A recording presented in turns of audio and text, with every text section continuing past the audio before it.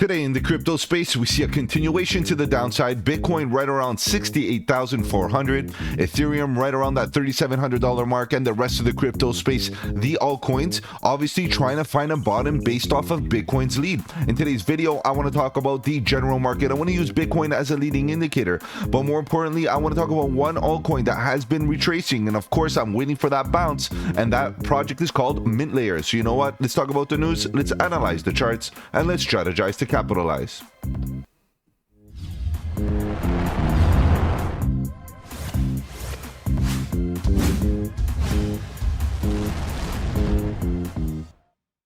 Welcome to the channel. My name is Mike, and let's get right into it, guys. If you're new to the channel, welcome. On the channel, we talk about cryptocurrency, Bitcoin, Ethereum, and all the altcoins, looking for opportunities. Whether we go up or down, bearish or bullish, it doesn't matter. All we want to do is stay one step ahead of the market so that we can capitalize on any of the volatility. And if you appreciate the strategy, subscribe to the channel, click the bell so you don't miss out on any of my future videos, including the live streams at 7:30 Eastern, where we talk about crypto news and price action. Guys, if you have any projects you want me to cover here on the channel, feel free to let me know in the comment section below. You can hit me up on the socials. The links are in the description. Better yet, guys, join the Discord. The Discord is where it's at. Lots of good alpha, trade setups, fundamentals, and learning material. The best part is it's absolutely free. All right, guys, let's begin. Let's see what's going on here right now with this market. Bitcoin still kind of putting that negative pressure. We're waiting for Bitcoin to form a bottom, to give us signals of a bottom, because for me, that is the most important time to be paying attention to the entire crypto space, as particularly the altcoins. I know there's a bit of fear out there. I can see that the market right now is looking a little bit red, and I anticipate that people that are zooming in on those shorter time frames, on those lower time frames, are right now pretty much, feeling the pressure, and potentially entries have been, tested. This is the issue with buying tops here, guys. We have to make sure that we understand that buying the tops, you certainly become exit liquidity. So what we really want to do is continue looking for bottom dwelling price action. That will give you get you in at a great risk to reward ratio opportunity. Number two, we got to be patient, and we got to zoom out. The reality is Bitcoin did come down, but it's only 4% in the last 24 hours here, guys. So we got to be patient here and wait for Bitcoin's response. We need the bullish response before we can basically come up with a bearish thesis. There's not enough data at the current moment, guys. We'll take a look at the Bitcoin price, of course, and then we'll jump right into the chart. Mintlayer, guys, I know a lot of people right now are asking me about Mintlayer. Should we be buying? Should we be fearful of a continuation to the downside? And of course, coming up with a plan is the best strategy at this current moment. All right, so let's continue kind of scraping through this top 100 just to give us an idea of what this market is looking like today. And you can see, like, we're still holding okay. BNB, doing good, making higher highs and higher lows. Short-term pullback for sure. Solana still jittering. It's up 7.8% in the last 24 hours. While the market is looking a bit bearish, we see Solana looking good still. So what do you expect? I expect continuations for Solana, BNB, the two heavyweights right now are pretty much carrying the rest of the crypto space with regards to dominance. The dominance right now is being held by BNB and Solana and Sol, because given that the rest of the market is pretty much coming down, we have the larger cap altcoins holding up the price. Now, Ethereum did come down. Of course, it's the larger cap altcoin, and it definitely is coming down. It is dragging down the market. So we're going to keep in mind that there could be a distribution right now happening where we're seeing the capital from Bitcoin and Ethereum be, basically transferred to BNB and Sol and other large market cap projects as the market cycle continues. We see Cardano taking a bit of a dip, but still okay. Testing the previous low. Does it make a slightly lower low? Maybe, but so far so good. Dogecoin came down, break the structure, did come down and made that lower low. SHIB as well is grinding to the downside, down 18% in 7 days. Not the greatest look. DOT came down, but didn't break much structure here. We're looking at previous lows holding support. Let's see if that happens. So as we are building this bearishness, we are definitely keeping an eye out for the price action. If you watch my previous videos, yesterday's video, I did outline the importance of waiting for market structure. The price structure will give you an indication if we should be getting a bit fearful here and perhaps, de-risking by reducing your position size, your exposure to the market. Currently, we are getting a bit of negativity, but just understand that this is just in the short-term time frames. Lower time frames are going to give you a lot of volatility. What we really need to do is zoom out, and we need to see a bullish response. We have Near Protocol still looking good. Uniswap has been coming down. Polygon Matic is coming down, just based off of the Ethereum narrative also coming down. You see Ethereum is dragging down the overall ecosystem right now, a bit of bearishness throughout the market, but look at what Ethereum has done in the last little while, guys. You know, it's almost reaching all-time highs, and this is the thing here. A few dips along the way is expected. You're going to see that Bitcoin already got a bit of a dip like this about a week ago or so.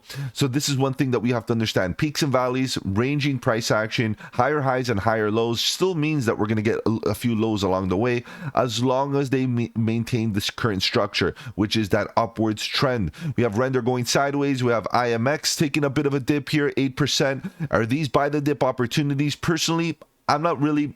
I look for those double-digit dips, and I also look for double-digit gains. Right now, we're not really getting into that territory where I'm getting too super excited. If we come down a little bit more, then maybe I'll start deploying a bit more capital. But as you can see, we're slowly grinding to the downside. OP, BitTensor coming down 20% in 7 days.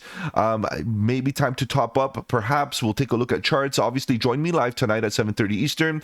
We'll talk about any charts you're interested in, any projects you want. You just make that request, and I'll put it in top priority. As of now, we do see a few dips, and I can anticipate there's individuals wanting to buy the dip, but are we a bit early? Now, it's okay to start scaling in, but bit at a time, okay, guys? DCH slow and steady, because just in case we come down for another bigger dip in a little while, you want to make sure that you have some capital freed up to be able to buy those dips.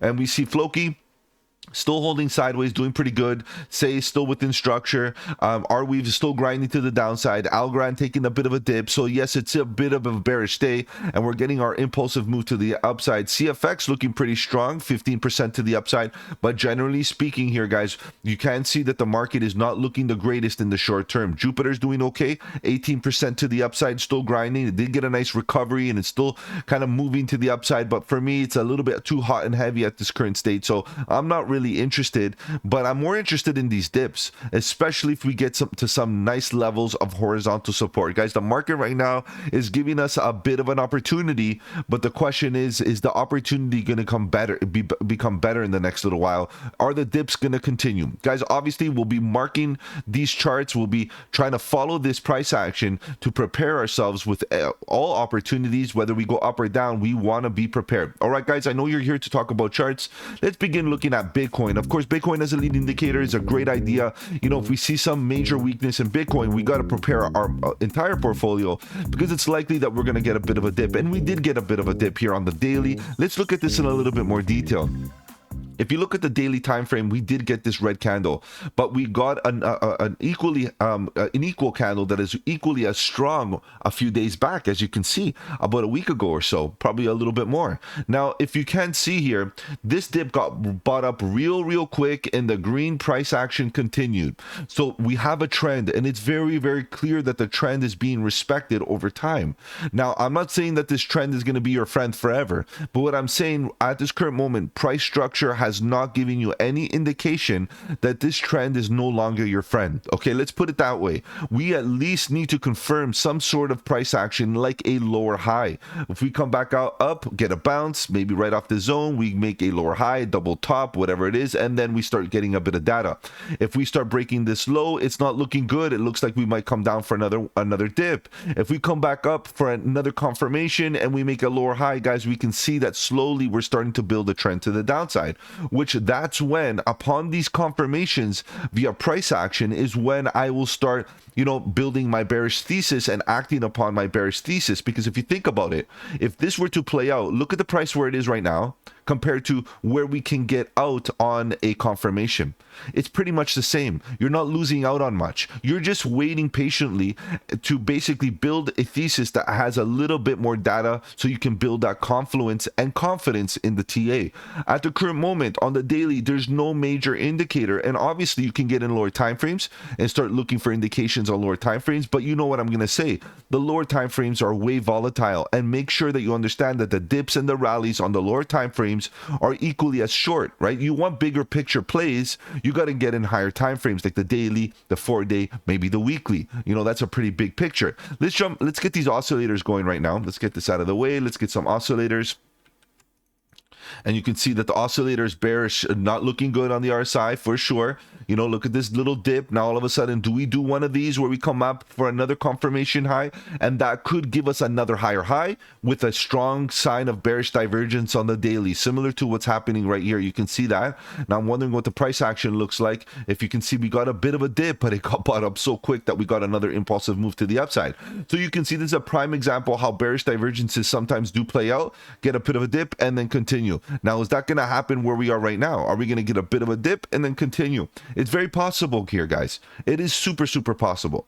So based on that notion, we should be waiting for dips. And at the end of the day, also, we should be taking profits along the way, especially if you happen to buy in Bitcoin at the bottom. It's absolutely okay to take profits off the table. Look at the MACD, EMAs. Are they facing down? Almost. We got that EMA cross pretty much, and we got a red histogram bar ready to go. Now the question is, are we going to do something like this, where we got a few little red histogram bars and then open up again to the upside and stay in the bullish control zone for another impulsive move? It is all very, very possible here. The only thing that I'm saying is I'm not interested in fresh longs or any fresh shorts here on Bitcoin. I think the trading capabilities at this current moment have basically came and gone. The risk is very high to get into a long, and the risk right now shorting is super, super high as well.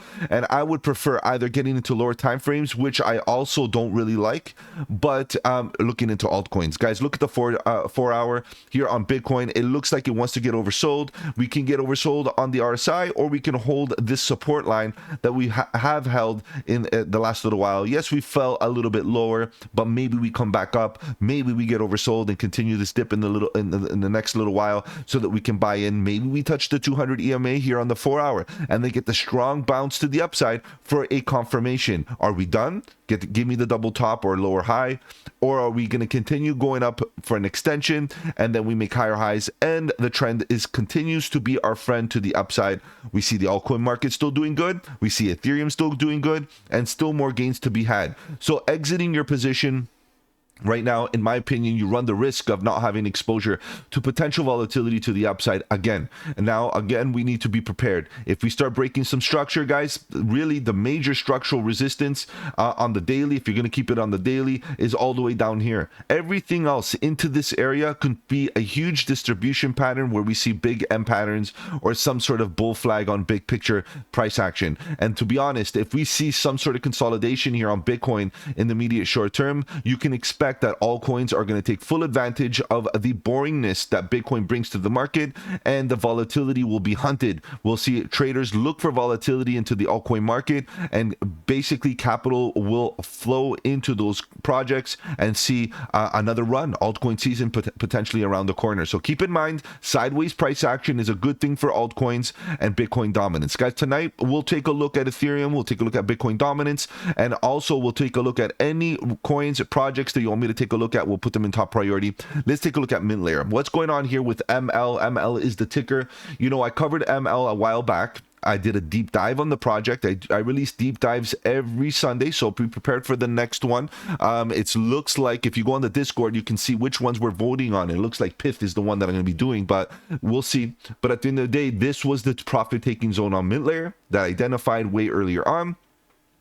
And then I also identified a good potential buy the dip opportunity based on price action. Now, of course, this was one, you know, based on previous highs, and you know, the fact that we came down for that bounce, respected it. We got the dead cat bounce, and this was a good DCA opportunity. And if you took that opportunity to buy a bit of a bag, you know what, no big deal. You didn't buy the tops, but of course, you know, based on the other factors that we had here, we can see that we weren't oversold on the daily. The RSI is not oversold, and it looks like it wants to get oversold. So at this point, based on the trajectory of the momentum of this RSI, the relative strength index, we can see that it's likely to want to get oversold, which means that we might get into a scenario where we see the price actually come down a bit more than expected. So what we have to do is be a bit patient. Now, I did identify this downward sloping trend based on this structure. What I do see is this structure being an ABC correction as of now. One impulsive move, one corrective move, and one impulsive move. The question is, are we done? Is it over? Remember that the RSI, back to the RSI, it is a lagging indicator, which means that it takes time to actually reflect what the price action is doing. So for that matter, we could be already oversold. We could already be down here.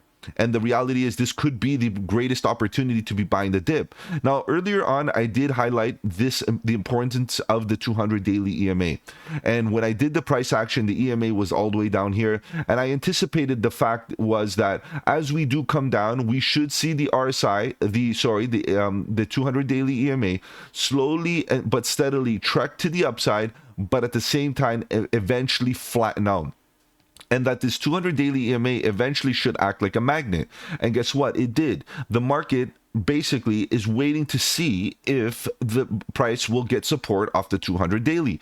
And because now we are here testing it, the bulls are waiting for that confirmation. Are we going to get a bounce here? And if we get confirmations of a bounce off this 200 daily EMA, just expect a nice recovery where we can get impulsive move, corrective move, impulsive move. Remember, we got Elliott waves everywhere in this market. Impulsive move, correction, impulsive move. But this whole thing right here is a correction based on this major impulsive move. So impulse, correction, impulse. You know what, guys? We could be getting ready for a continuation to the upside. Now, what I'm also looking at is this previous low right here. This low right here has to be protected. Right, we can't make a lower low than this. If it makes a lower low, it's going to be super bearish here for Mintlayer. And for that reason, I am going to reserve a bit of capital to ensure that I have a few stables to be buying the dips right around here at 32 cents at worst case scenario. Because again, the bulls are going to be like, okay, what about if we do break below the 200 daily? What about if we get a bounce here and come down and test this level? You want to make sure that you have capital. And if you noticed, my range of accumulation starts at about 54 cents all the way down to potentially 31. And guess what? I'm going to get more heavier into my DCA strategy once I start seeing confirmations. I want to see low. I want to see a confirmation low, a higher low. Let's paint this out so you can see what I mean. I would like to see a low. Let's say we get a low right here. I would like to see a low.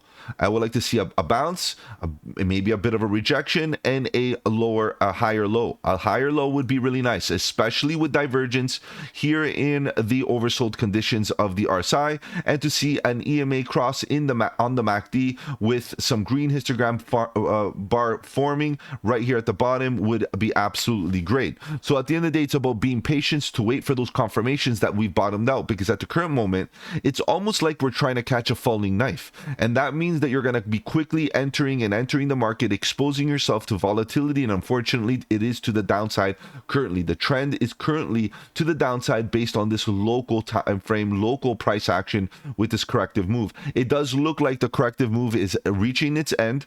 I don't think it's going to come down more, because if it does, we get another correction and we come back down. We are basically hoping that we get a double bottom, failed breakout to the downside, because if we get another breakout, another extension to the downside, it could be potentially a 5-wave structure, which is very rare in this current scenario, given the fact that we are in a trend to the upside. We want 5 waves to the upside, 3 waves to the downside, and another 5 waves to the upside. And that's what pattern we should be seeing for the rest of the bull market until we reach the all-time highs for this session, for this cycle, right? So right now, Mintlayer is in a time where their convictions are going to be tested. What you need to do is do your research. You need to start off by going on the channel, finding that deep dive that I've done a while back. Let's go take a look where it is. It's down here somewhere. Right here, 3 weeks ago, deep dive on Mintlayer. If you want to know what it is and what its fundamentals are, its value proposition, you want to know a little bit about the team, its tokenomics, and all that, all those details that should get you fundamentally bullish, go check it out. It's right here. And at the end of the day, if you feel like you're convicted, that you like what the tech is trying to offer, at the end of the day, this is where those convictions need to start stepping in. You are buying bottoms, you're buying retracements, you're looking for that bottom, and as soon as we get those signals, you're going to see that I'm going to be giving you updates all over the Discord and obviously here on the channel talking about Mintlayer, and that I'm going to be increasing my position size significantly once I see confirmations of a bottom. At this current moment, I am DCAing nice and slowly and going to get more aggressive as I build my confidence in this market. All right, guys, if I've offered you any value in this video, do the channel a massive favor and slap the like button. It does really help out with the algorithm, getting the channel going. And of course, if you want to follow me on the social socials. The links are in the description below. But better yet, guys, join the Discord. The Discord is where it's at. Lots of good alpha, trade setups, fundamentals, and learning material. Take care, guys. Have a good one. And don't forget, buy the dip.